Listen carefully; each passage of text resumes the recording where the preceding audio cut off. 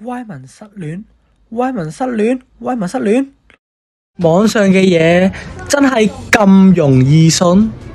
網上啲嘢大多都係呃人，例如求職詐騙、投資詐騙、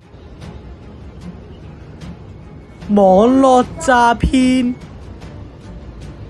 同埋戀愛詐騙，通通都呃人。你哋真係信？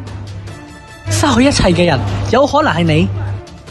下載防騙伺服器，遇上有可疑嘅電話同埋網站，評估佢哋嘅安全指數。